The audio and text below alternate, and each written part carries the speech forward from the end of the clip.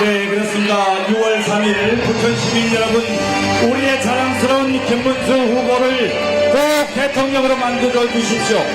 우리 손학규 전 대표가 우리 김문수 후보를 지지하기 위해서 이곳에 함께하고 있습니다. 시민 여러분, 큰 함성과 박수를 보내주시기 바랍니다. 우리 손학규 부장님은 바로 우리 옆 동네 광명에서 국회의원 가시고 복지장관 가시고 그다음 경기지사 바로 자기 선생님 아시죠? 손학규 지사님을 모시고 말씀 한번 드려야 되겠죠? 박수 크게 한번 보내주세요.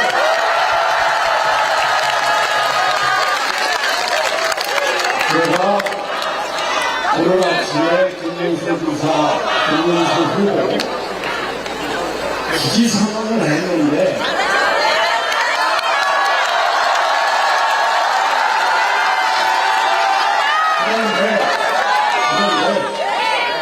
여기 와서 보니까 제가 굳이 지지 선언을 안 해주고 싶어요. 아니, 어제까지만 해도 말이죠. 김문수 후보가 상대방 후보한테 20% 주신다. 야, 이거 이상하다. 그 사람이 되면 안 되는 김문수가 돼야 되는데, 이거 어떡하지? 그래갖고 내가 어제 밤에 김문수 후보한테 전화했습니다. 내가 당신을 도와야 되겠다.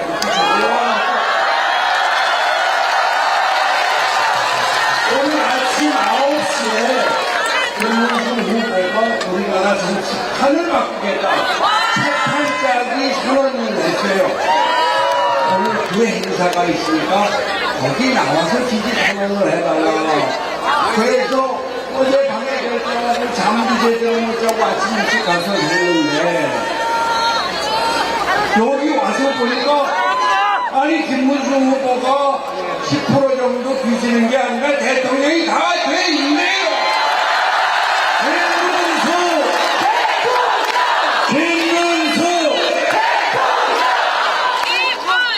제가 어느 대사를 참 믿을 수가 없는 겁니다. 격차가 줄어들고 있기는 하지만 지금 격차 갖고는 대통령이 안 된다 생각을 했는데 여기 와서 보니까 역시 민심은 김문수다. 김문수 대통령 당선을 확신합니다. 김문수 대통령! 제가 말이죠. 제 얼굴 좋죠? 맞아. 제가 나이가 꽤 먹었는데 꽤 젊어 보이죠? 편하게 삽니다.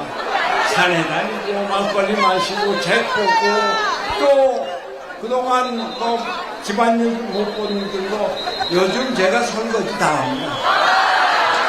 쓰레기 치우고 청소하는 건 물론이고요. 그렇게 잘 사는데 근데 마음이 말이죠. 이렇게 편치가 않아요. 나라가 이게 어떻게 될까? 우리가 그동안 경제 발전을 이루어왔는데 그 세계에서 가장 못 사는 나라였었던 대한민국이 세계 10대 경제 강국이 되는데 이거 제대로 유지할 수 있을까? 올해 경제 성장률 자칫하면 1%도 안 되게 떨어지게 생겼어요. 그렇죠? 나라는 계엄이다, 탄핵이다, 재판 파면이다, 그래서 대선이다. 이거 우리나라 제대로 갈까? 거기다가 북한의 김정은은 그저 하루가 멀다고 미사일 쏴대고 핵 개발하고 잠수함 만든다고 구축함 만든다고 그런데다가 트럼프는 주한미군 철수 위협을 가할지 모른다 이런 얘기 나오잖아요. 주한미군이 북한을 상대로 하는 게 아니라 중국 상대로 하고 북한 상대로 북한은 너희가 맡아라. 그러면 우리가 어떻게 됩니까? 머리 위에 핵무기를 지고 그리고 주변에 안보 보장 없이 위험한 나라에 살게 되잖아요. 야, 이거 우리나라 안보 어떡하나. 그런데 더 심각한 것은 우리나라 민주주의 느낌입니다.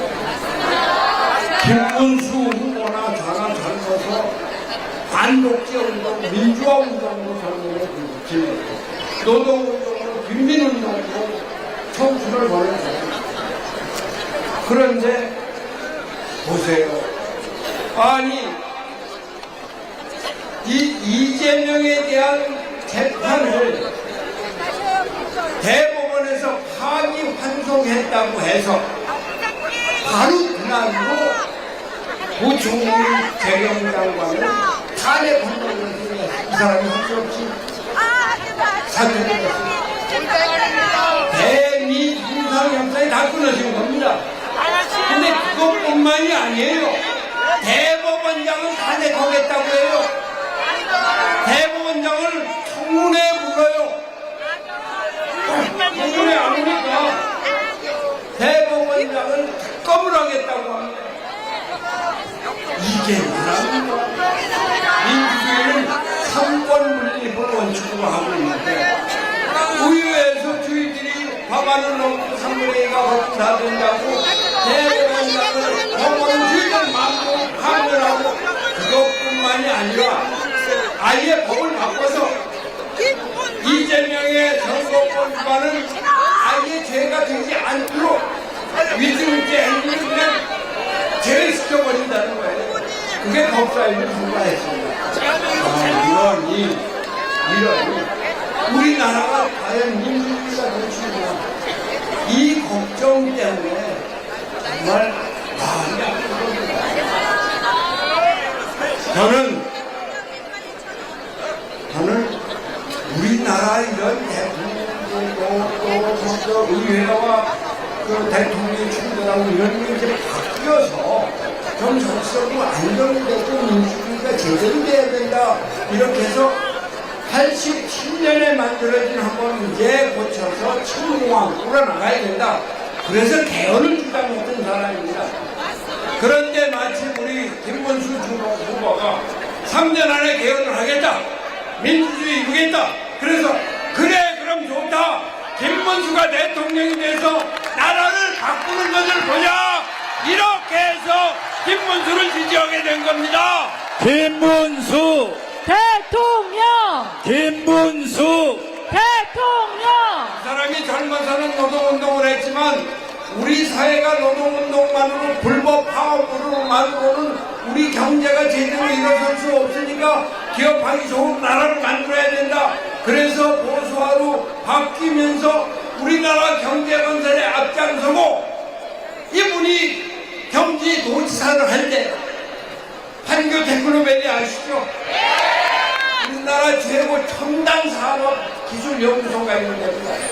기공식은 제가 했지만 김문수 도지사 8년에 저걸 왕창 키워갖고 세계에서 가장 좋은 테크노밸리가 됐습니다.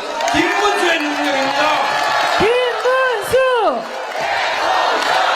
김문수! 우리나라가 반도체 왕국인 거 아시죠? 그 가장 큰 기지가 어딘지 아세요? 평택입니다. 평택. 그 평택의 반도체 클러스터를 누가 만들었는지 아십니까? 김문수입니다. 여러분들 GTX 아직 안 가보셨대 대부분. 이 양반이 경기도지사 되자마자 GTX 계획을 내놓는 거예요. 그래서 저는 대선하면 정보공개하고 엄청 시간이에요. 근데 그 계획과 실제로 공무원시키더니 결국 작년에 작년에 GTX 1호선이 완공이 돼서 운행을 하고 있습니다. 그리고 서울에 GTX가 7개가 그 계획이 지금 계속 진행 중에 있습니다. 이거 김문수가 한 겁니다. 김문수 대통령! 김문수 대통령! 지금 상대방 후보는 경기도지사를 4년을 했는데 지난번에 경기도지사 마치고 나와서 대통령 선거 한번 출마할 것같다고 그랬죠. 근데 선거 공고가 있습니다. 여러분들 집에 다 가는 그 한가운데 보면은 이재명은 했다. 오른쪽은 이재명을 한다. 했다는 것은 실적이고 한다는 것은 동향인데 경기도지사 4년 하고 바로 나와서 한 사람의 이재명 했다 첫 번째가 뭔지 아세요? 저 같으면 LG 디스플레이 클러스터 반대 만들었다. 상교 디플로맨이 기본식을 했다. 수원 광교 신도시를 만들었다. 이런 거 썼을 텐데 이 사람 저번에 뭔지 아세요? 신천지 쳐들어갔다는 거예요. 두 번째가 뭔지 아세요? 계곡경이었어요. 세 번째가 뭔지 아세요? 청년선수 중원선수가 아니 경기도는 대한민국을 첨단 산업으로 과학기술로 대한민국 세계를 이끌어 나갈 선봉장에 위치해 있는 경기도지사가 한 일이라는 게 신천지 쳐들어갔다. 계곡경이 했다. 청년선수도 했다. 이것밖에 실적이 없는 겁니까? 우리 김건수 후보는 판교 테크노밸리 만들었죠. 광교 신도시 만들었죠. 평택에 미군기지 신도시 만들었죠. 평택에 반도체 플러스도 만들었죠. GTX를 만들었죠. 대한민국을 경제적으로 부흥시키고 대한민국을 새로운 기술로 세계로 이끌어 나가는 지도자의 모습을 우리는 김문수한테 보고 있는 것입니다. 김문수 대통령! 우리 얼마나 어렵게 지금은 이루어온 대한민국 국민이 잘못 살던 나라에서 세계 10대 경제 또 그 군사독재에서 고생하던 나라고 세계 최고 또 여러분들 어렸을 때 쓰레기 통해서 자기를 지켜날 수 있느냐 이런 얘기 들으셨죠? 그런 조롱을 받으면서 우리의 문화인들은 세계에서 피아노가 먼저 그립니다 해가 무슨 세계인들이 선망하는 문화 강국을 만든 우리 위대한 국민들입니다. 이 우리나라의 위대성을 제대로 발전시켜서 민주주의 확립하고 경제 건설하고 통상 위기 극복하고 문화 강국을 대통령 누굽니까? 김문수입니다. 김문수를 그래서 제가 야 김문수가 대통령 돼야 되겠다. 내 조그만 힘이지만 나가서 도와야 되겠다. 그래서 오늘 김문수 지지 선언을 한 겁니다. 부천 시민 여러분, 김문수를 대통령으로 김문수 대통령과 함께 민주주의 확립합시다. 김문수 대통령과 함께 경제 강국 확립합시다. 김문수 대통령과 함께 문화 강국을 이룹시다. 우리 김문수